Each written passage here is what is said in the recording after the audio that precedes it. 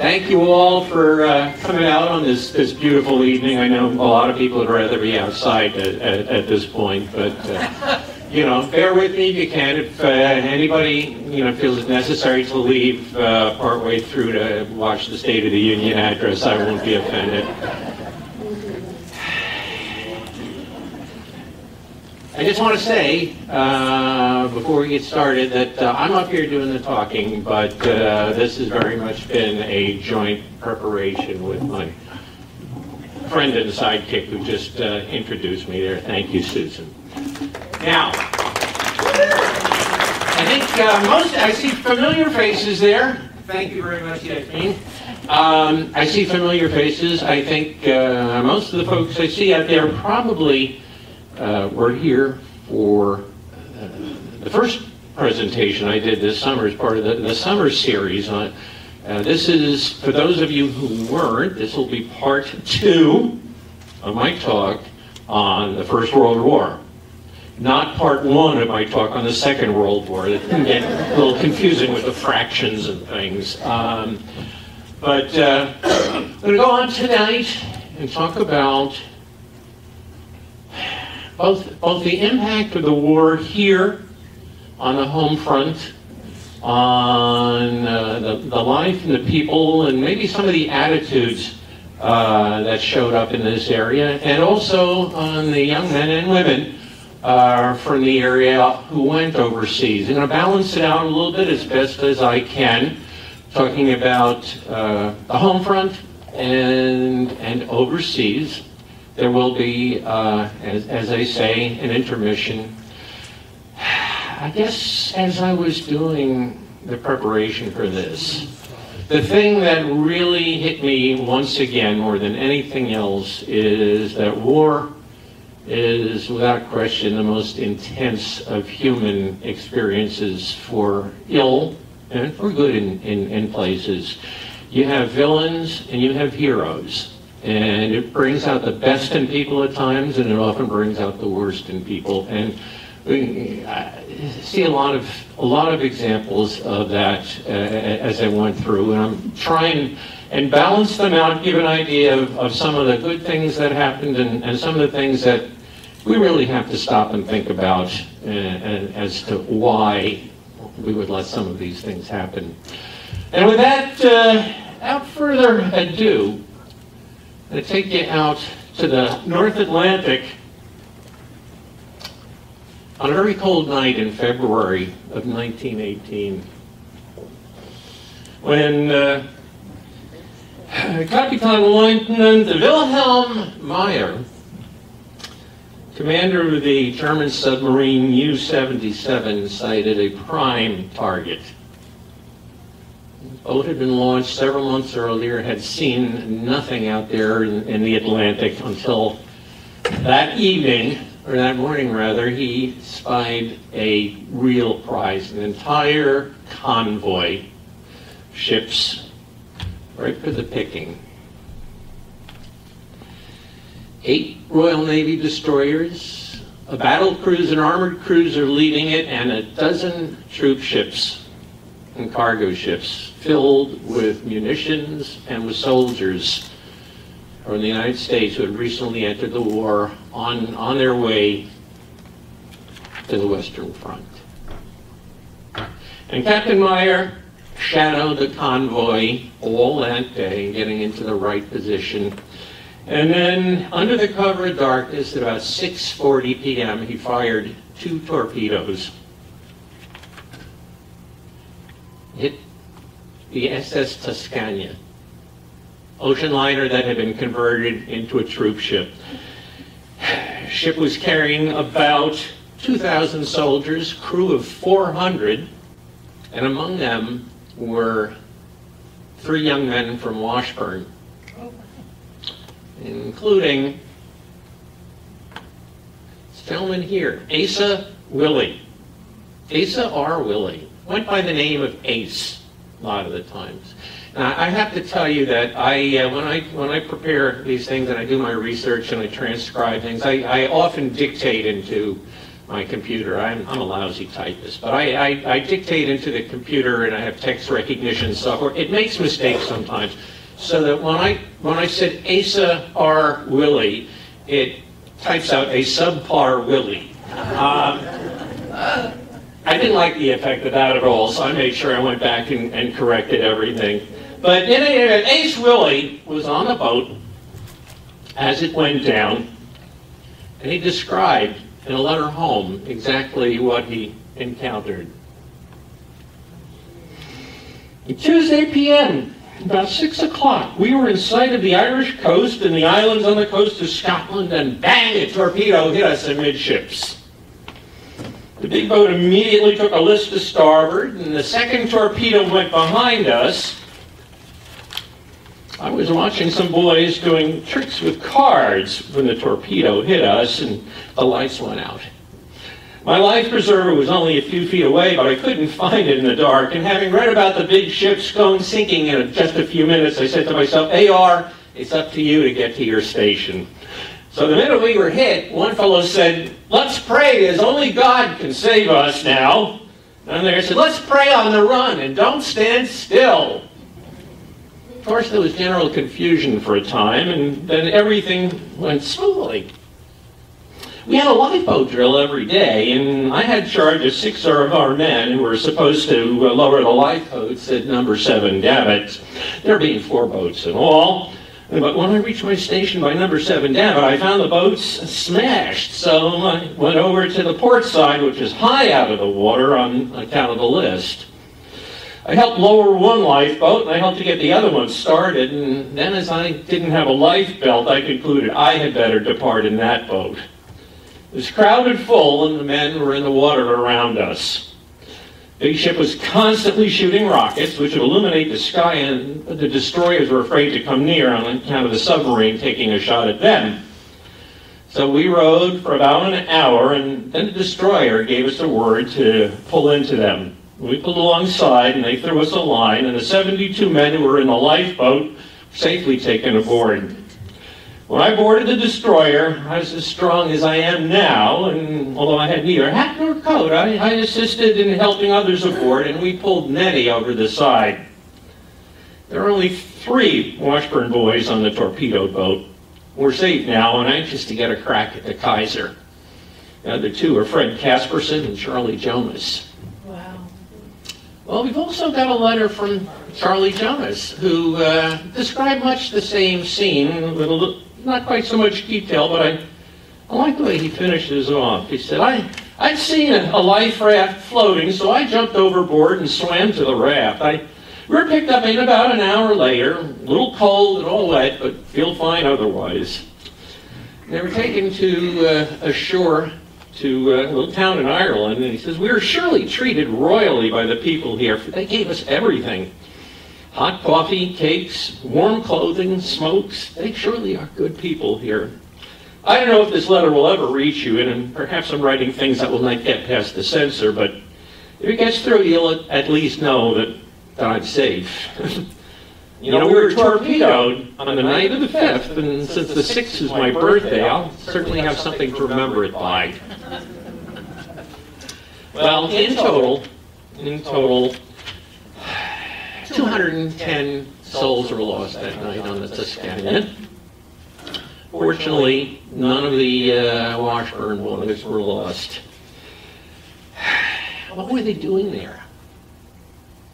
How did we end up involved in all this? And how did a bunch of young men from Washburn end up out there, easy pickings for a German U-boat?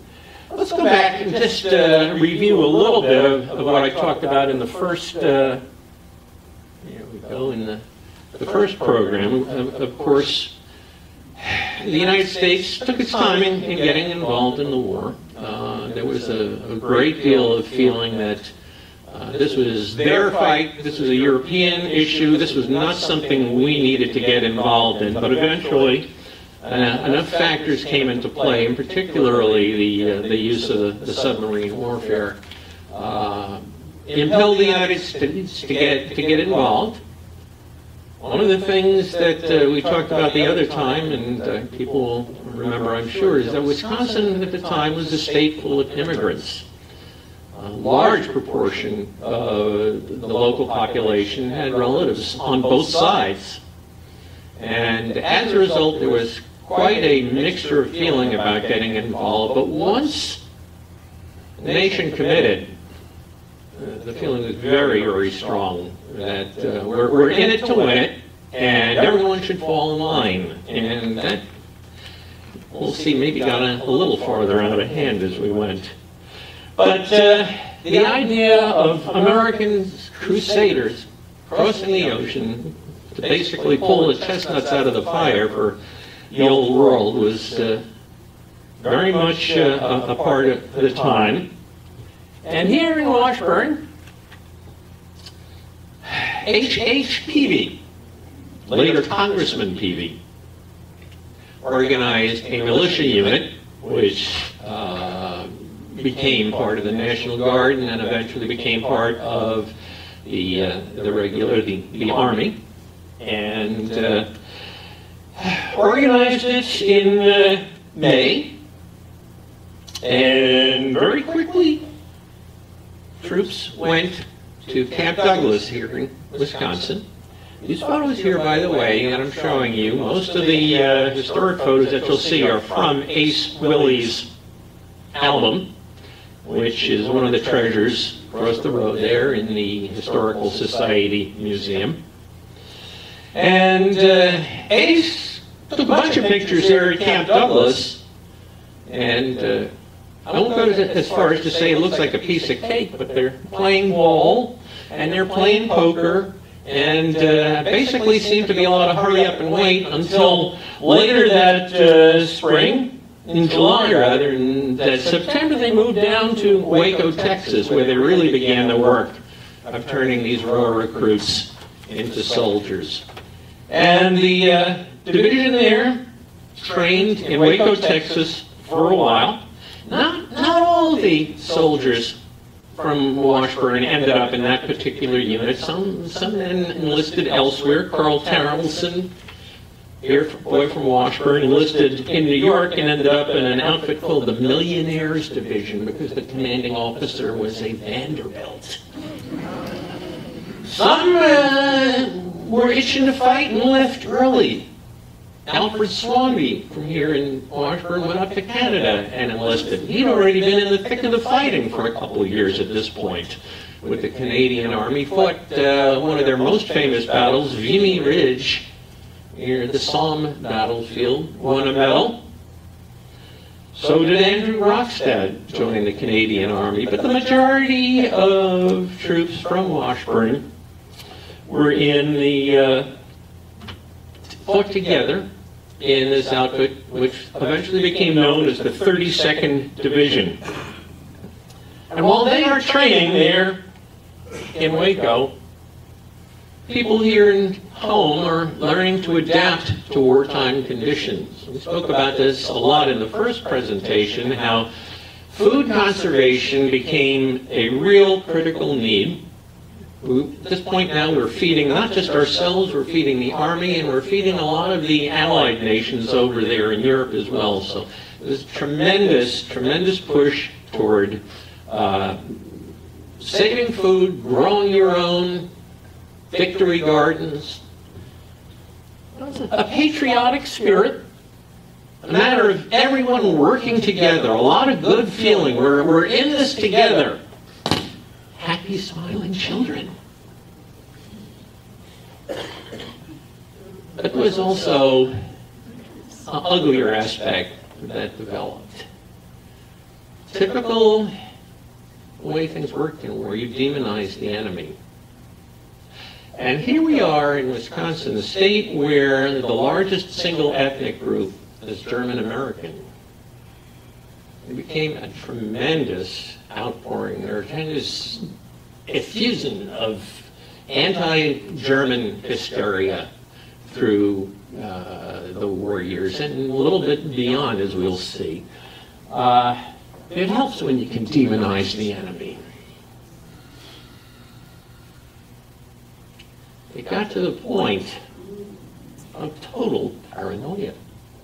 Ashland decided that from now on, there will be no German taught in the Ashland schools. As a matter of fact, according to the Ashland Press, July 6, 1918, because it thinks that American is enough for the school children of Ashland, the school board passed a resolution last night prohibiting the teaching of any foreign language in the schools of the city during the summer months at least.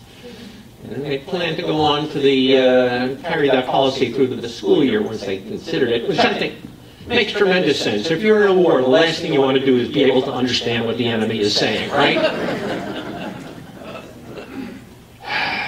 The Ashland Press is a real interesting window into the mindset of a certain mentality that really got free rein during that time. What largely this presentation is based on my readings through the newspapers, the Ashland Press, the Washburn Times, the Bayfield County Press, really gives you a glimpse into at least part of what was going on here.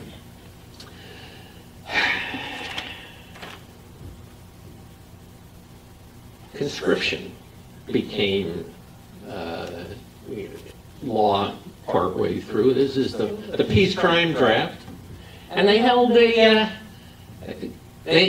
a number of roundups for slackers, draft dodgers. Slacker was kind of the general all-around term for someone who's not doing their bit, but in particular, in this case, it applied to men who failed to register for the draft. And let me give you an idea just how far they carried it. From the Washburn Times of July 18, 1918, dragnet for draft dodgers spread over city and DuPont plant. Bayfield Home Guard under the command of Redcliffe Superintendent, Redcliffe Native Indian Reservation, they call it Superintendent J.W. Davy. His name turns up a lot. Like a bolt of lightning from a clear sky, and with that rapidity, it was a surprise to the natives. A dragnet was spread over the city and the plant to the DuPont Powder Company Tuesday evening for slackers and draft evaders, the equal of which had perhaps not been witnessed in any other part of the country. Proud of it. Without warning of any sort, the net was spread over the city while DuPont guards, with the assistance of plant employees, covered the plants and the barracks of the DuPont Company. The drive was planned with such secrecy that many of the civilians were directed to perform the work in connection with the Bayfield Home Guard Company. They did not know what they were assigned to until they arrived at the courthouse. Members of the Bayfield Company were dressed in uniform, carried arms, and were stationed along Bayfield Street at every street corner. Registrants were caught anywhere along Bayfield Street in the territory covered by the patrols, who were unable to leave the street until providing proof of registration. So basically, just walking down the street in Washburn that morning, you're going to get pulled aside by a uniformed man and said, "We want to see your papers." And what happens if you didn't get them? During the evening, a total of 500 men were taken to the central station at the courthouse. The majority of these were registrants who were caught up on the street without their cards, and as rapidly as possible, they were escorted to their homes or rooming houses to get their cards. The next week, they pulled another one. This time the circus came to town, and Commander Davy of the Bayfield Home Guard thought that would be prime hunting territory. So they set up a cordon around the circus, and all the men who were in the circus had to produce their papers. 27 were arrested. 31 of them were arrested. 27 of them were eventually able to provide proof that day. 4 were held overnight in jail. That's, we're fighting for freedom.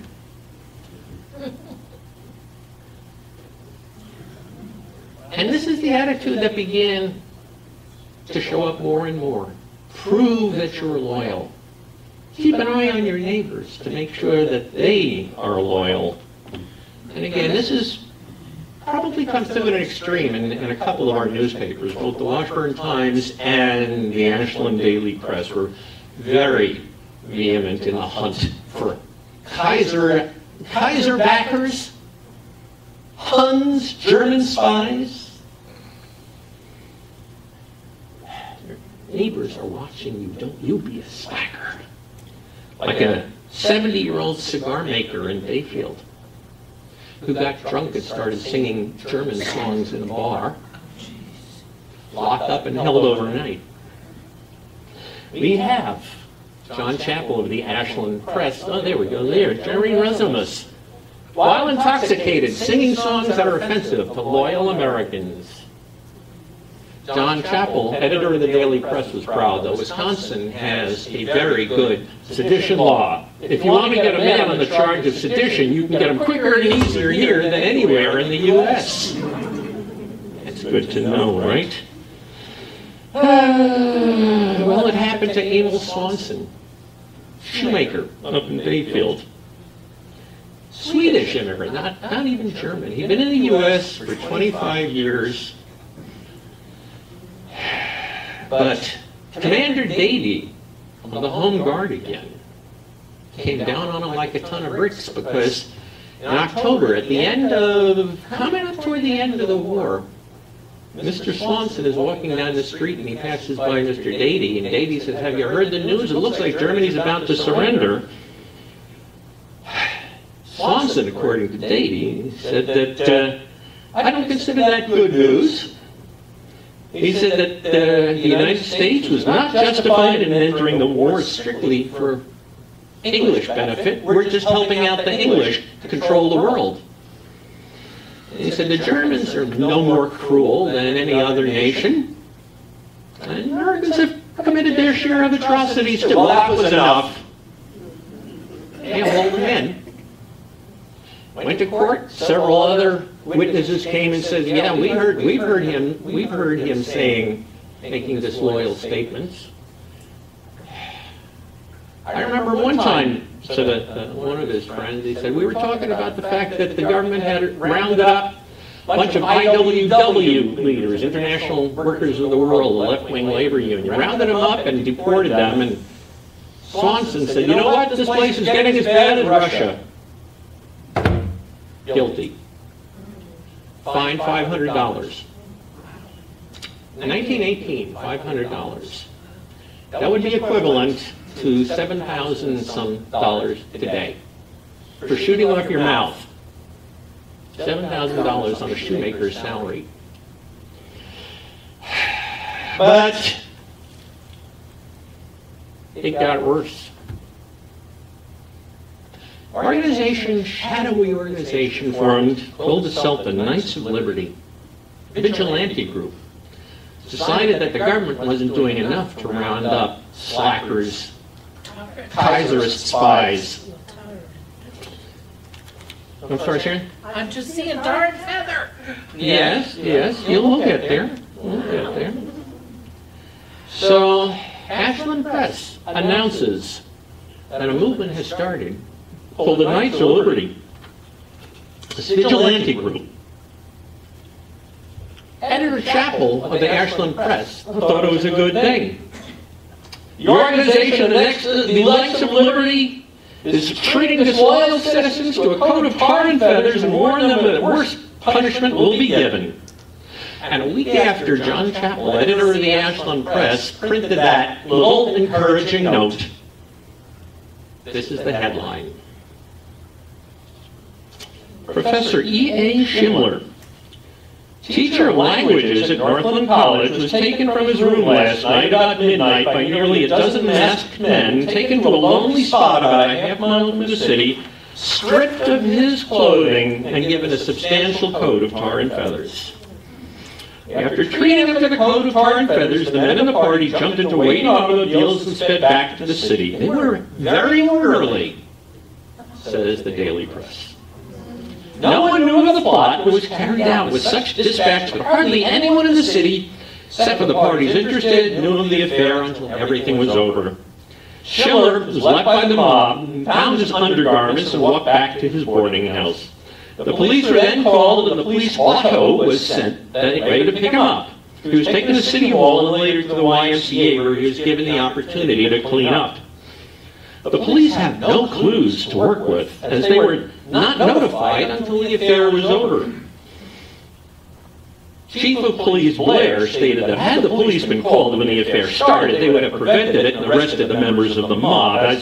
as they were not notified until the affair was over and Schindler had time to walk back to the city, there was no way of apprehending them. Well, that's some mighty fine police work there. Schindler made a claim to the police this morning that the mob not only treated him to a coat of tar and feathers, but stole his coat and trousers and also his watch and other valuables from his person. That's important. Stick with that. Well, the mayor of Ashland put up a $100 reward, which is a substantial amount of money. And in the paper the very next day, the president of Northland College came out and expressed his concern. Professor J.D. Brownell, president of Northland College, makes a statement concerning the affair of Schindler last night. Basically, he came out and said, well, he's new here. He's only been here a few months. He came highly recommended. We heard some rumors that he was spreading disloyal statements. I investigated it personally, found no evidence that he was. Well, it's nice to see that the college is backing him up, right? Well, they fired him too. Same edition of the paper. Schindler is released by Northland. He was told that his usefulness at Northland College affairs is at an end as a result of the tar and feathering and the publicity occasioned by it. The officials of Northland, having the best interest of the college at heart, could not have, as a member of their faculty, any man whose loyalty was even under question. Well, a couple of days later, about a dozen faculty members signed a joint letter saying, look, we don't know whether he was disloyal or not, and if he was, he should be taken to court, but this really is not the right way to go about it. So not exactly a ringing endorsement there. However, the next week's newspaper did have one piece of good news for Professor Schindler. The chief of police got a package in the mail, and sure enough, it was his watch. Returned to Chief of Police Blair this morning by parcel post. Dear Chief, kindly return this to the pro-German professor at Northland College. At which point the editor of the Daily Press says, one thing I do know is it's not a bunch of hoodlums who did the tar and feathering, and that it was not done for the purpose of robbery. So, gentlemen, well, in fact, the Ashland Press basically serves as a mouthpiece for this group for the next year and a half. The very next day, we printed several letters from the Knights of Liberty purporting and just as an excerpt, dear sir, it seems to be the general opinion of the Ashland public that the tarring given the pro-German professor last Sunday night was staged by a bunch of local hoodlums, but this is not the case. The men who administered that well-merited chastisement were good, loyal, red-blooded American citizens. There are several Kaiser sympathizers here who should take this hint and subscribe substantially to war bonds, the coming Liberty Bond issue, and above all, hang out the American flag girls they may figure as the chief entertainment at the next tar and feather party. We do not propose to permit pro-Germans in our midst to stab our boys in the back. Well, didn't have long to wait for the next one. A week later, first one's a professor at Northland College. This guy's a bartender in Ashland. Gets in an argument during the morning with one of his customers, an acquaintance. The guy was a house mover, moved the house and left the house on the bartender's property. He said, if you don't move it soon, I'm going to be charging you a rent for my property. Some words exchanged, that was the end of it. That's how we thought. That night, a party of 6 men, all wearing masks, except for the same man he just argued with, came to his house. Adolf Anton, his name was, German-American. It was about 9 o'clock, according to the story told by Mrs. Anton, that a knock was heard at the door. At first they claimed to be men from the dynamite plant looking for rooms. But she refused entry to them. They broke down the door, and the party of 5 or 6 entered, all of them masked except one. Mr. Anton hid in a closet, but the members of the party forced the door, grabbed him, and took him to a waiting auto. Mrs. Anton, who had a baby in her arms, and the members of the posse came, grabbed the rifle. She found that when she found that they intended to take her husband, But before she could use the same, it was torn from her hands by a member of the tar and feathering party. They ripped out the phone. She had to go to a neighbor's house to call for help. Eventually, they did the same thing, coated them with tar and coated them with feathers after that. And folks, I Googled, I found pictures of people with tar and feathers. I said, I'm not even going to put them on there, okay? Use your imagination. And they made them kiss the flag and told them, you know, take this as a lesson, turned them loose. Well, this is Anton, they knew the one guy right there. He didn't even bother putting on a mask. And the other one, they heard his voice, they knew him as another neighbor, they reported him as Ephraim Gay, the house mover, and George Buchanan. The district attorney swears out a warrant for Gay, Buchanan, and 6 John Does. Guys turned themselves in, and we'll come back to what happened to them. But I'll tell you what, we reach a point that the governor began getting concerned. Emmanuel Philip, governor of the state of Wisconsin, kind of unlikely hero in this respect. He was a conservative Republican, opponent of Robert La Follette, who had been opposed to the war. Philip was very much a backer of the war effort, but he also believed in the rule of law.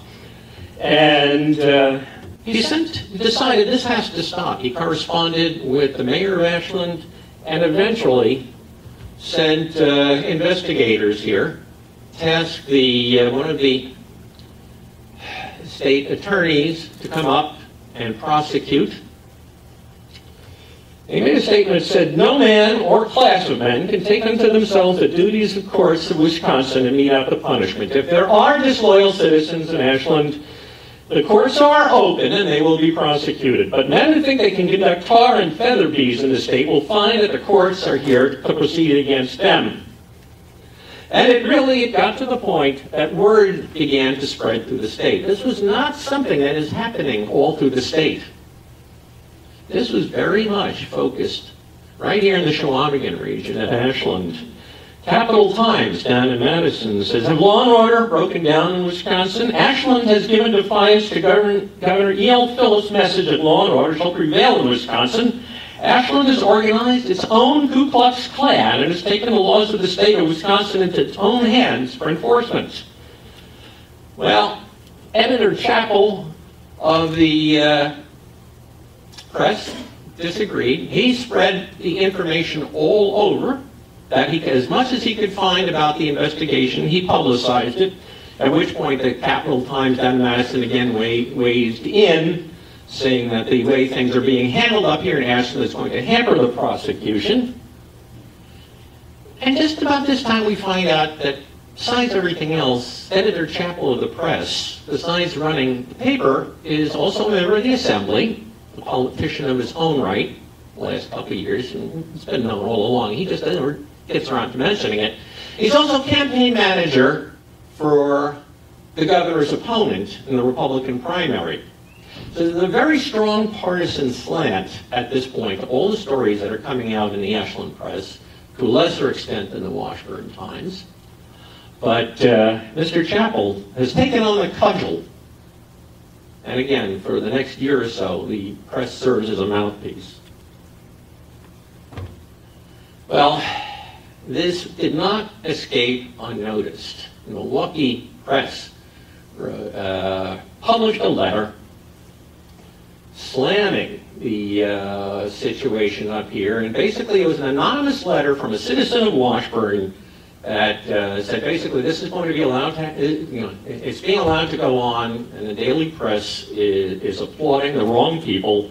Well, the editor really went back, had a temper tantrum. Wanted to find out who wrote this letter libeling me and libeling Ashland. Where are these leaks coming from? And he settles on a villain. William Landreth. William Landreth had been a tax assessor for the county of Ashland. It was about a year or so ago. He was a German American, actually born in Alsace. Came over as a child, and He made a tactical mistake a couple of years before when the debate was going on as to whether or not the U.S. should enter the war. He basically signed a petition that said the United States should stay neutral and forgot about it. When the nation entered the war, the Milwaukee Sentinel published a list of people who had signed that petition, and 2 names from this area turned up on it. Tax assessor William Landron of Ashland and Ben Ungroth here in Washburn.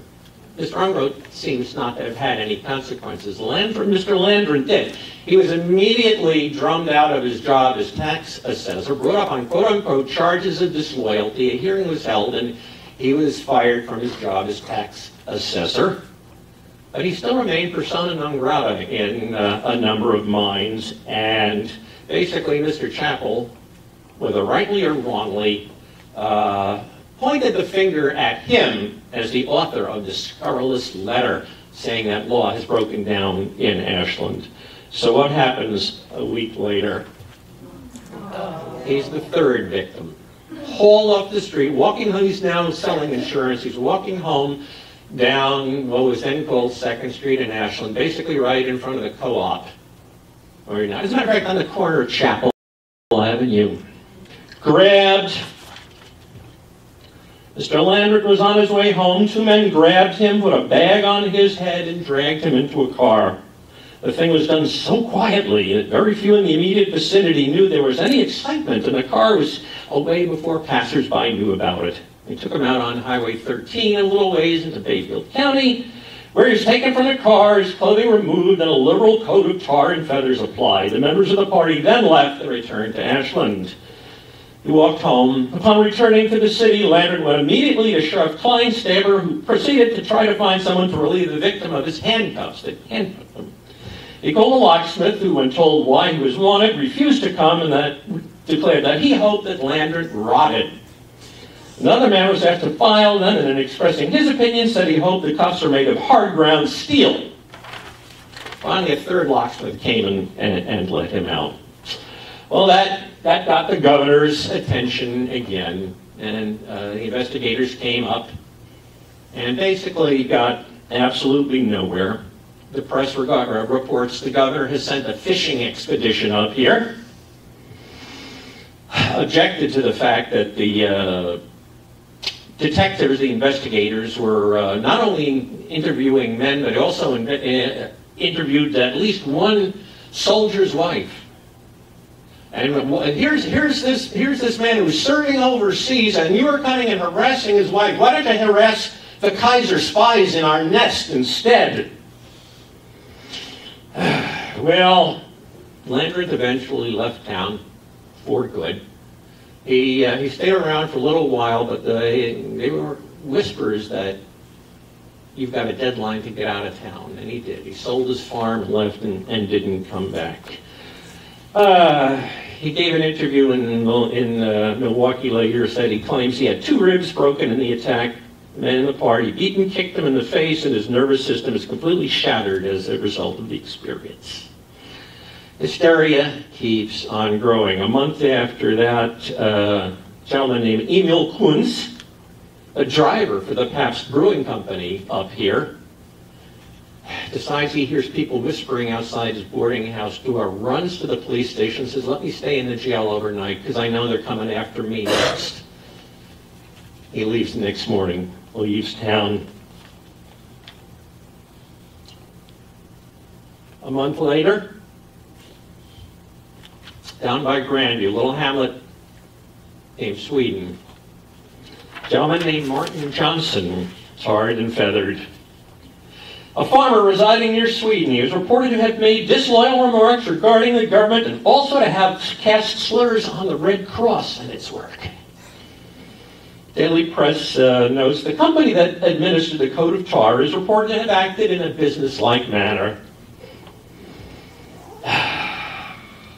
Week after that, a gentleman named Karl Hosch, although obviously had his own set of problems, developed an absolute fear that he was next. We don't know why. He was absolutely positive that he was going to be the next victim. Father of 7, lived in Ashland the last 15 years. He decides with his wife, we're going to move back down to my family's territory down near Warsaw. On the train, gentleman in his 60s, sees 2 soldiers get on board. And that's the last straw. They're coming after me. He hands his wife his wallet, says, I'm leaving. She doesn't know what's going on. She's used to him acting a little erratically. He goes into the toilet, cuts his own throat. They find his body eventually. He knew he was going to be the next victim.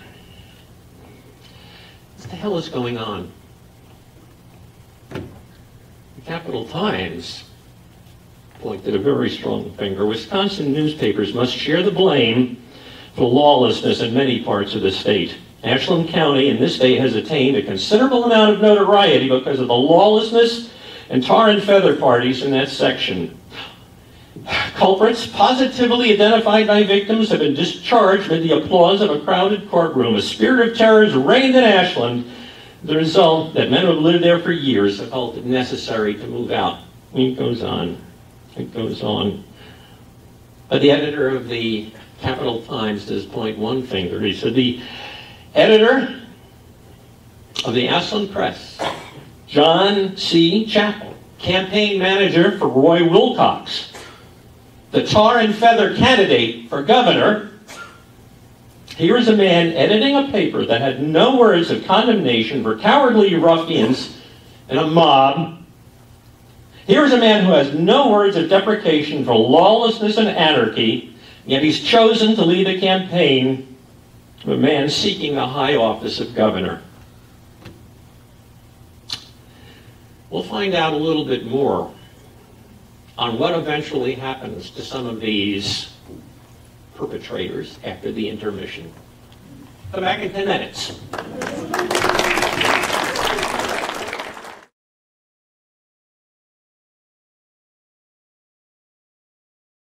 Okay, where are we? We want to know what's happening. What kind of justice is being done here to these vigilantes in Ashland?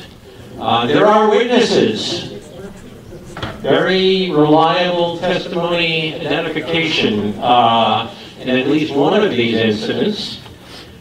Governor has sent investigators up here, sent a special prosecutor to the court, and in July, the 2 men who were positively identified by Mr. and Mrs. Anton were brought for a preliminary hearing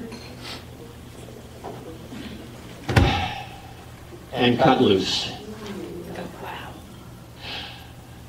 Mr. Anton testified about the argument he had at the bar earlier in the day with this man. Also said he knew the other guy, masked man, by his voice. Mrs. Anton positively identified these 2 men. They in turn brought out a whole bunch of friends to provide alibis. And again, this was not a trial. This was a preliminary hearing to determine whether there was enough evidence to go to trial. After a night's deliberation, the judge ruled no, not enough evidence to take this case to trial. The governor was livid. And there were reliable reports from members of the governor's staff who were up here that they had heard people talking, that the judge had been informed that you be careful or you'll end up next. That's what's going on in Ashland, folks.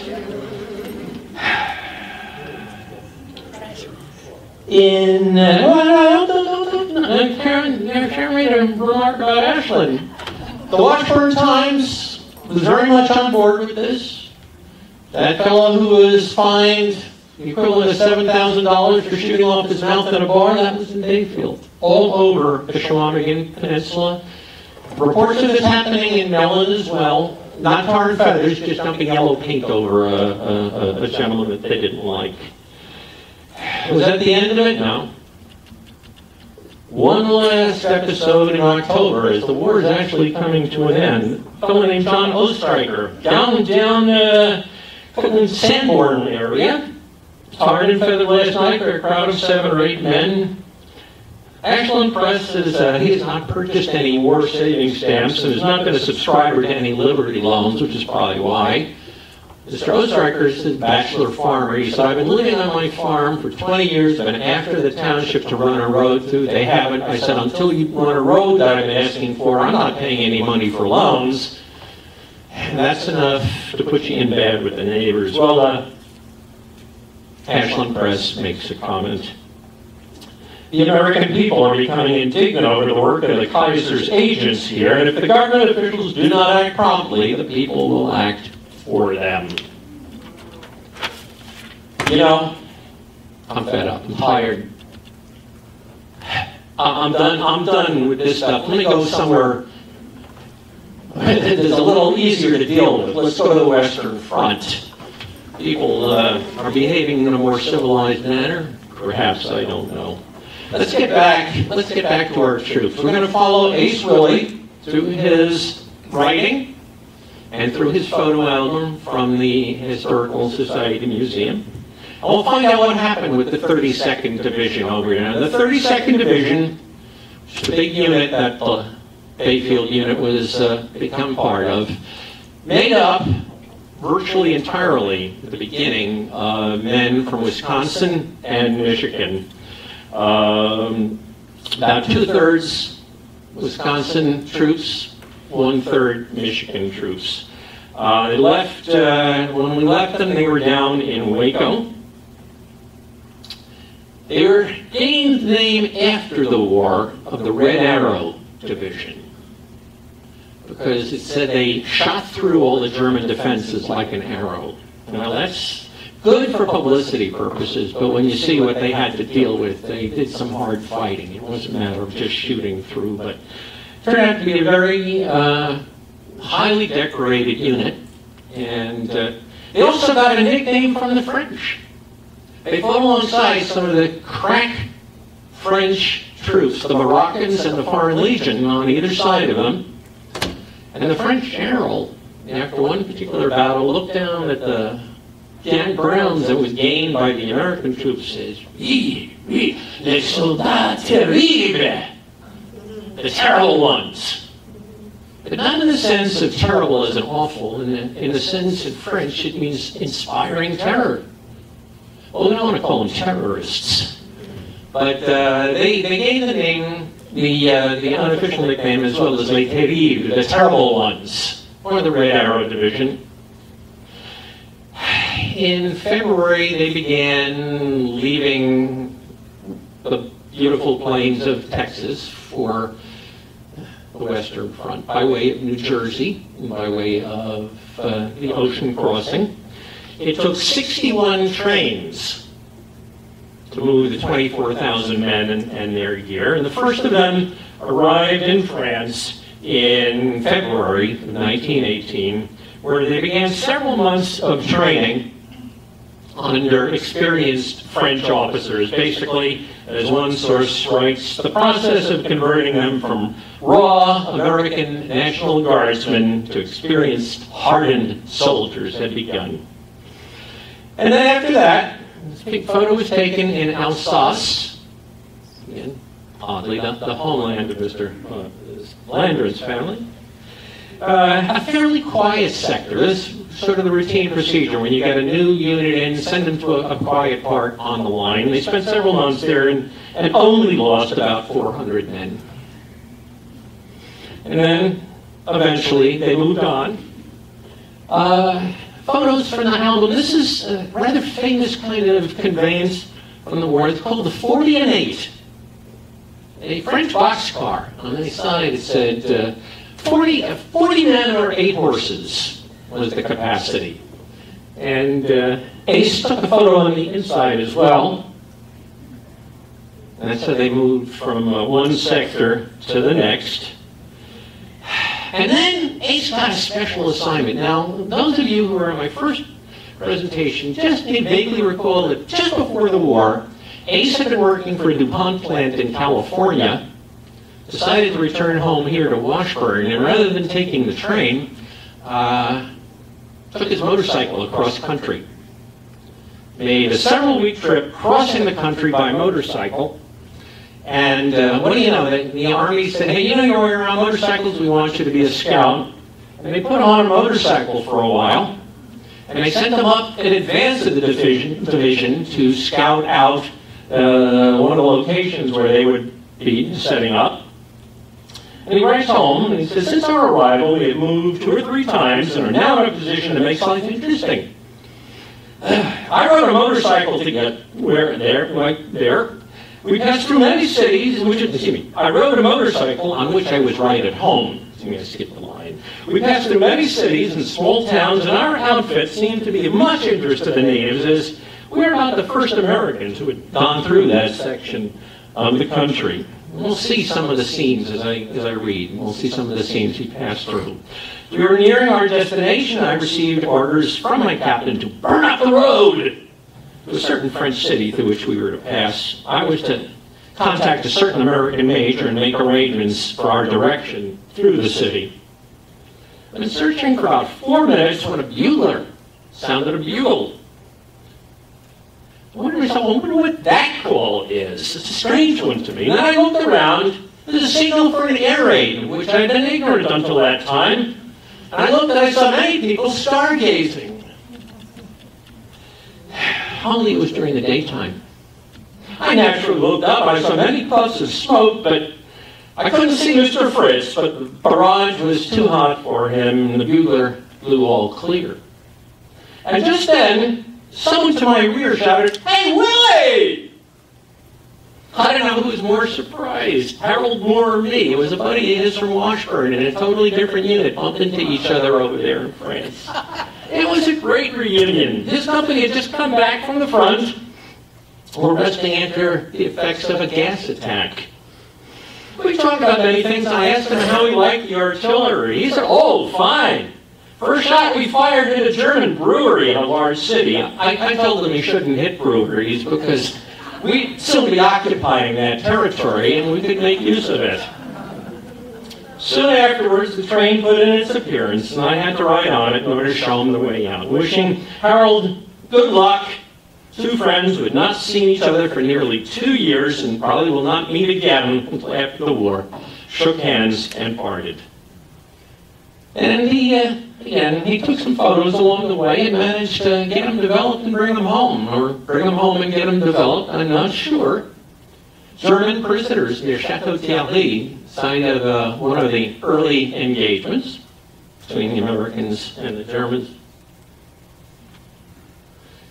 Deutsche Soldat, German grave. You end up seeing a lot of photos of graves and burials, both in Ace's album and that of another one in the collection from Edwin Swanson. Another, not as many photos, but some very fine ones. Interestingly enough, the specter of death is always around. This is Ed Swanson here taking, posing for a photo among his album there. And as they say, taking photos.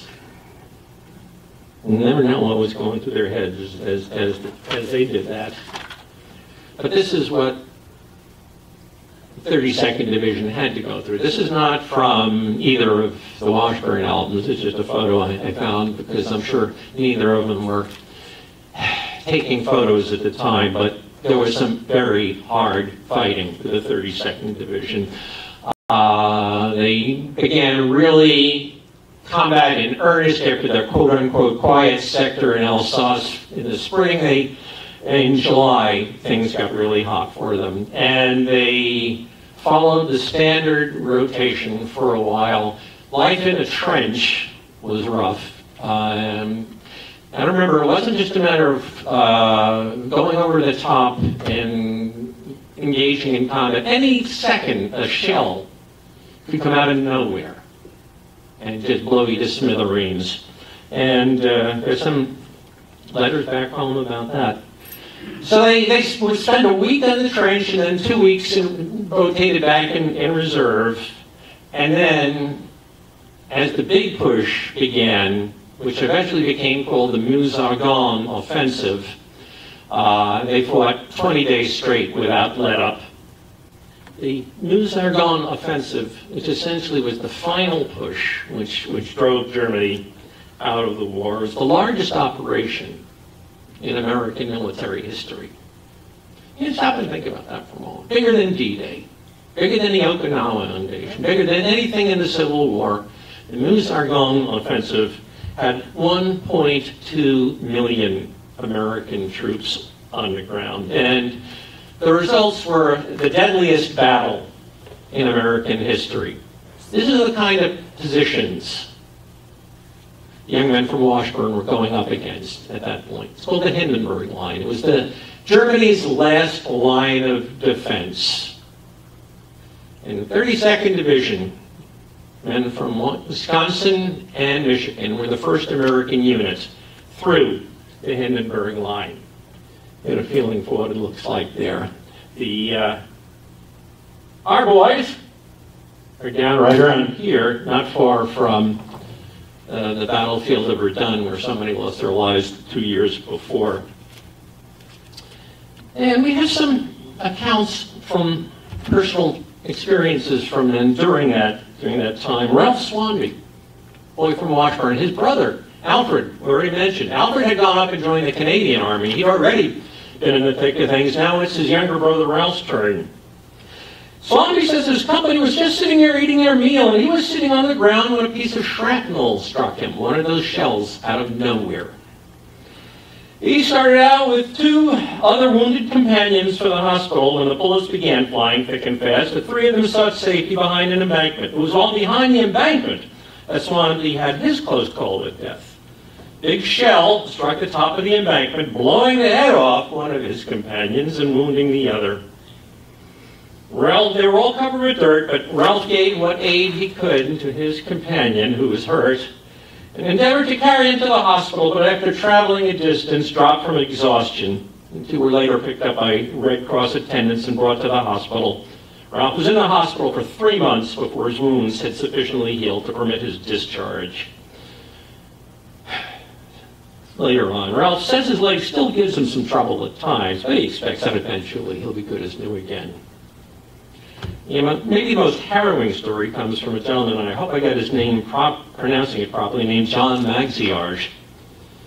A man who worked at a jewelry store here in Washburn. He'd been in the service 13 months. He said his company was ordered to take a machine gun-infested country, and they lacked sufficient support from the French artillery, which is supposed to prepare the way for them. The enemy machine guns dominated the hills on 3 sides, and into this the boys were ordered to charge. So they made their advance. The enemy poured in the bullets as fast as the guns could fire them, and out of an entire company, only 27 of them were able to return without a wound. Magziarge was shot in the knee and also in the hip. In his wounded condition, he crawled into a shell hole while the bullets were still flying overhead, and he relayed for 2 days and 2 nights before being discovered by a comrade. He was taken to a dressing station, and from there to base hospital, where he remained for almost 9 months. So he was finally sent home to this country, where he was finally discharged. Washburn Times after that notes, during his 13 months experience in the Army, he saw many of the hardships of war. No fooling. That's some fine journalism there. Well, good news. November 11th, 11 o'clock, November 11th, the guns go silent. 11th hour, if you look at the day. Here in Washburn, people celebrate. And one account says, the city went stark mad. A cacophony of bells, whistles, and noisemakers of all kind enveloped the city. There were impromptu parades up and down Bayfield Street, thrilling speeches at Courthouse Square. In the evening, an effigy of the Kaiser was ceremoniously shot, burned, and otherwise abused, ending up in a makeshift hearse at the Catholic Church. And then there were more speeches. Well, then in the 32nd, they're not coming home yet. They've got occupation duty. They continue marching another 80 miles into German territory. At least now they're not being shot at. And they spent several months there over the winter on occupation duty. But let's get back here on this side of the pond for a while and talk about some of the effects of the war, both here and around the world. Because I think one of the things, it's too easy to dismiss World War I in our memory. Very few of us, can talk about anybody who was in there. My grandfather was in the war. He's long gone. My dad was in the Second World War. I'm lucky he's still around. But the Second World War, in our generation and the generations that came after mine, the war, you say the war without any further qualification, you're talking about the Second World War, because that's our dad's war mostly, and your grandparents' war. First World War is just so far in the past. There's some songs, a movie or two. But he asked people about the war and said, oh, it was a tremendous waste of life which accomplished nothing. And of course, that is one way to look at it. But I think it's the wrong way. Because the First World War was one of the defining events of modern history. We shouldn't be looking what did it accomplish.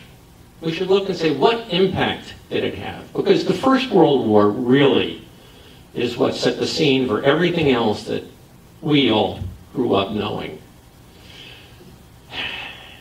Some of the things are fortunately behind us. One of the first and great tragedies that followed the war was the influenza epidemic. The 1918 influenza epidemic was taking off just as the war was coming to an end. And basically started showing up around October 1918 and lasted for about a year and a half. One of the greatest scale disasters in human history. People argue all the time about the number of casualties.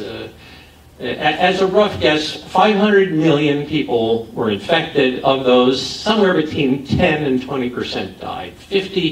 Anywhere from 50 to 100 million people around the world lost their lives with Spanish influenza. Was it caused by the war?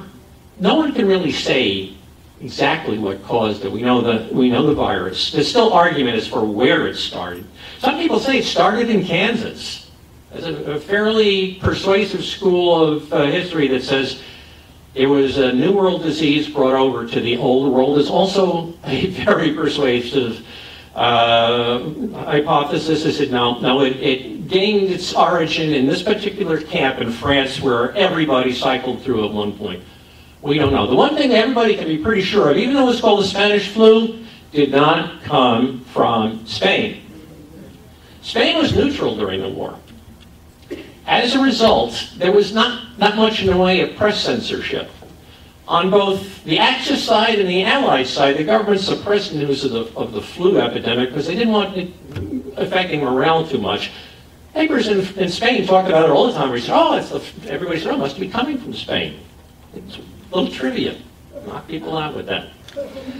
Oh, yes. What else? Well, then the troops got home. Oh, I almost forgot. Up in the graveyard. I need to find out more about this gentleman. Ole Scatland died November 21st, 1918, Depot Brigade, Fort Lipscomb, Alaska. Young man in the prime of life.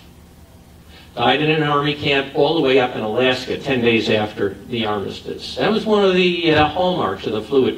Unlike so many diseases which usually take the old, the infirm, the very young, typical victim of the flu epidemic was a young adult in the prime of life. And there's a number of theories as to why that happened, depending on perhaps the resistance that older people had already developed.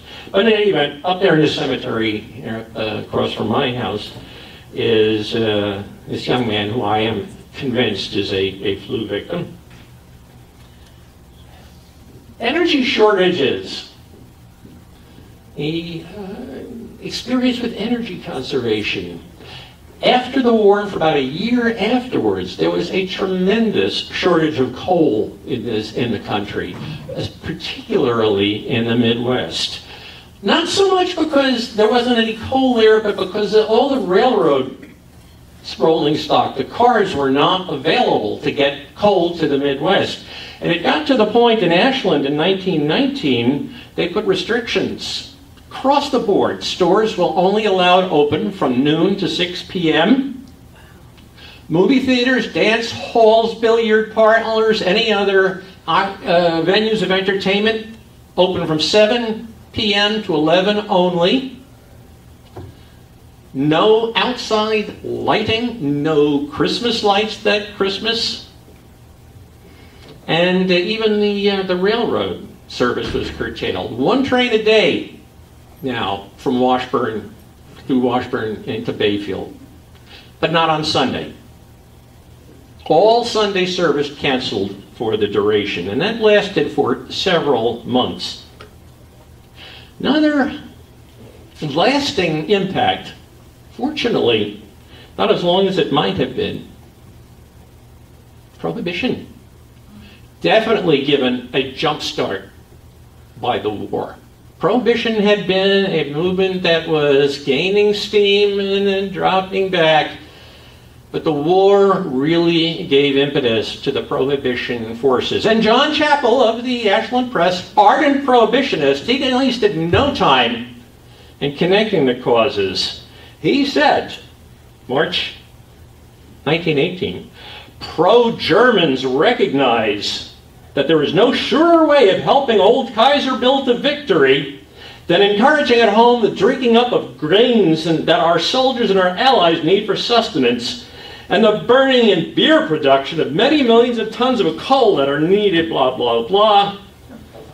He described opponents of Prohibition as Kaiser backers, slackers, and excusers of German atrocities. Well, as a result, the 19th Amendment, the 18th Amendment prohibiting the manufacture or sale of alcohol within the United States was passed January 16th, 1919, just a few months after the armistice. Something of much more positive benefit that was directly spurred by the war was the long overdue provision of suffrage. Women votes for half the American population, women's suffrage. Wilson was very much behind it. The assemblyman from Ashland County down in Madison was opposed to it. Assemblyman Chappell pulled some maneuvers that essentially delayed Wisconsin's ratification of the amendment for 3 years. That's consistent. But finally, August 18th, 1920, 19th Amendment was passed, providing full voting rights to women. And on a very different note, July 11th, 1918, the Washburn Times prints an announcement from the county food administrator about the sugar shortage. We wish to give the widest possible publicity to an order issued from the Office of State Food Administrator to the effect that all sugar bowls must be ordered from tables in clubs, hotels, and other eating houses. In such places, sugar must hereafter be served in small individual envelopes containing 1 spoonful of sugar. The next time you open one of these envelopes, dump in your coffee. The First World War, coming back to haunt us even now. Well, finally, in the spring of 1919, the troops come filtering back. Carl Terrelson tells the Washburn Times he'd been over there, and he's glad to get back to the States again, and says he has seen enough of the old world. Well, Carl was lucky to come home because a lot of young men and some women did not. On the Scottish island of Islay, closest point on land to the wreck of the sinking of the Tuscania, there's still a monument today to the men and women lost on the Tuscania off of that coast.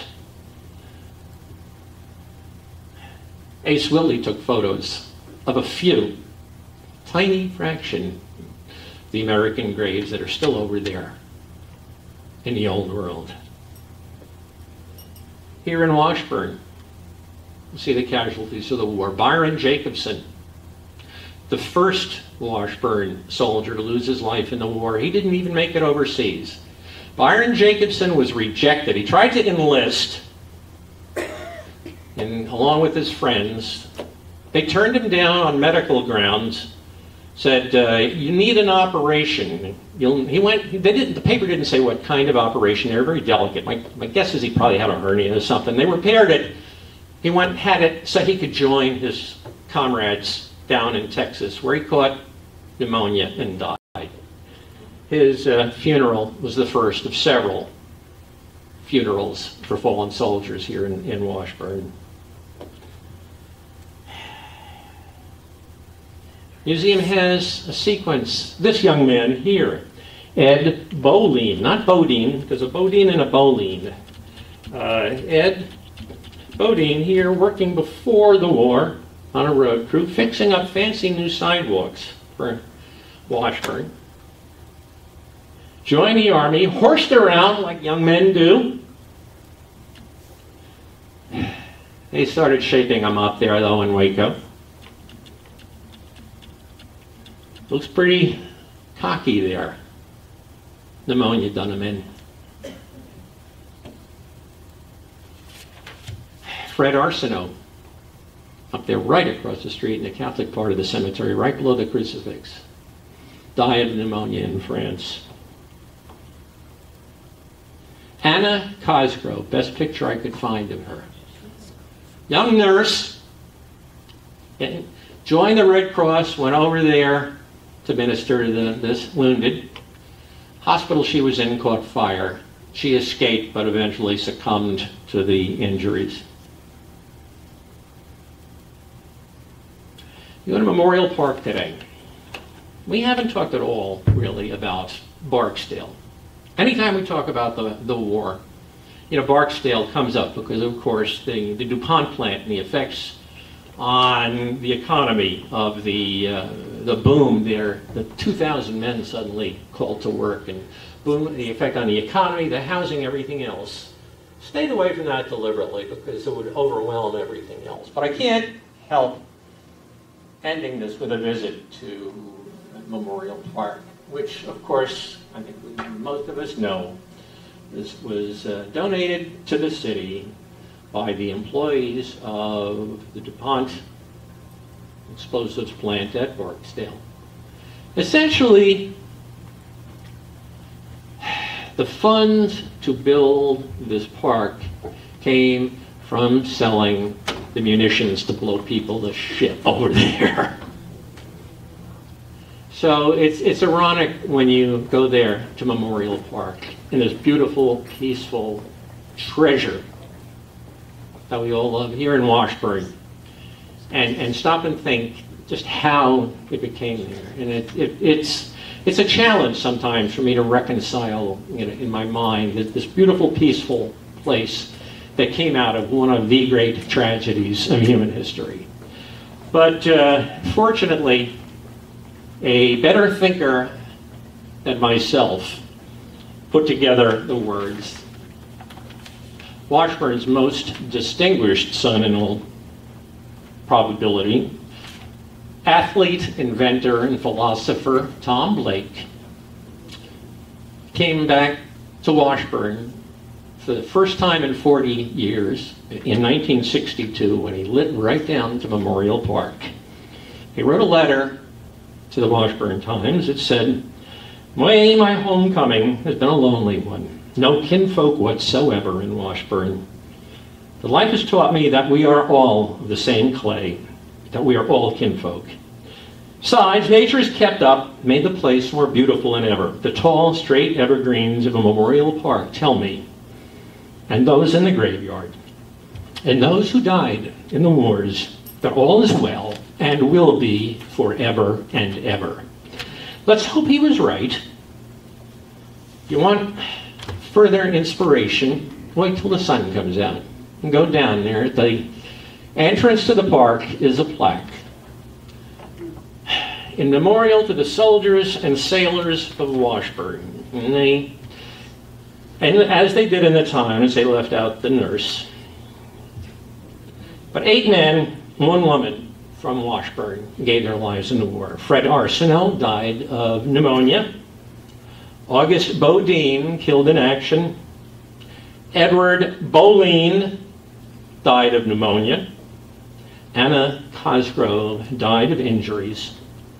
Carl Finstad, killed in action. Byron Jacobson died of pneumonia. Kenneth McRae died of pneumonia. William R. Peck, killed in action. Carl Smith, killed in action. Ladies and gentlemen, thank you and good night.